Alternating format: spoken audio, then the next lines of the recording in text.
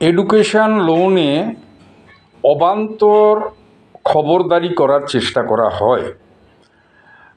যে সমস্ত ছাত্রছাত্রী উচ্চ মাধ্যমিক ছাত্রছাত্রী বিভিন্ন কারিগরি কোর্স যেমন ইঞ্জিনিয়ারিং, ফার্মেসি, ম্যানেজমেন্ট, নার্সিং, এই সমস্ত বিভিন্ন কারিগরি এবং পেশাদারি কোর্স পড়তে চান এবং যাদের লোনের প্রয়োজন, বা অলরেডি যে সমস্ত ছাত্রছাত্রী লোনের জন্য দরখাস্ত করেছেন, তাদের অনেকেই ব্যাংকের বিভিন্ন অবান্তর কারণ দেখানোর জন্য লোন নিতে পারেন না বা লোন পান না, যেখানে ব্যাংক বিভিন্ন অবান্তর কারণ দেখিয়ে লোন না দেওয়ার চেষ্টা করে।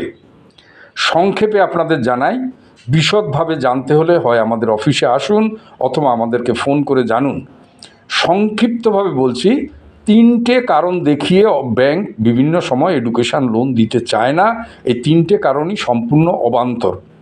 অনেক ক্ষেত্রে ব্যাংক বলে 60%-এর নিচে নাম্বার হলে আমরা লোন দেব না, কিন্তু বিভিন্ন কোর্সের ক্ষেত্রে ওই কোর্সের যে সমস্ত কর্তৃপক্ষ কোর্স পড়ায় তাদের নির্দিষ্ট যোগ্যতা মান থাকে। যেমন নার্সিংয়ের ক্ষেত্রে 40%, 45%, ইঞ্জিনিয়ারিংয়ের ক্ষেত্রে 45%, 50%, এই ধরনের। তাহলে যে কর্তৃপক্ষ, সরকারি কর্তৃপক্ষ কোর্সটা পড়াচ্ছে, তারা যদি 40%, 45% বা 50%-এ কোর্সটা পড়ানোর জন্য স্টুডেন্টকে ভর্তি করার অনুমতি দেয়, তাহলে ব্যাংক কেন বলবে যে 60%-এর নিচে আমরা লোন দেব না? দ্বিতীয় হচ্ছে, অনেক সময় ব্যাংক বলে যে ম্যানেজমেন্ট কোটায় দেব না, কিন্তু ম্যানেজমেন্ট কোটা কোনো দোষের কারণ নয়, কোনো এটা অন্যায় করে না স্টুডেন্টরা। যে কোনো বেসরকারি কলেজ স্থাপন করতে গেলে কিছু স্টুডেন্ট সরকারিভাবে ভর্তি করতে হয়, বাকি সিটগুলো বেসরকারিভাবে ম্যানেজমেন্ট কর্তৃপক্ষ ভর্তি করতে পারে। কর্তৃপক্ষ যে কোর্সগুলো সিটগুলো ভর্তি করে তাদের সেইগুলোকে বলা হয় ম্যানেজমেন্ট কোটা। অতএব ম্যানেজমেন্ট কোটায় যারা ভর্তি হয় তারা কোনো দোষ করে না, অন্যায় করে না। ব্যাংক যদি বলে ম্যানেজমেন্ট কোটায় লোন দেব না, সেটা ব্যাংক সঠিক বলে না। তৃতীয় অত্যন্ত গুরুত্বপূর্ণ সেটা হচ্ছে, অনেক ক্ষেত্রেই বাবা মায়ের সিভিল খারাপ দেখিয়ে ব্যাংক বলে যে লোন দেব না। কিন্তু সিভিল খারাপের জন্য সবসময় যে বাবা মা দায়ী তা নয়। আমাদের দেশের সরকারি ব্যবস্থা, আমাদের দেশের যে বেকার সমস্যা, আমাদের দেশের মানুষের যে আর্থিক দুরবস্থা, এই বিভিন্ন কারণের জন্য মানুষ অনেক সময় ঋণগ্রস্ত হয়ে পড়েন।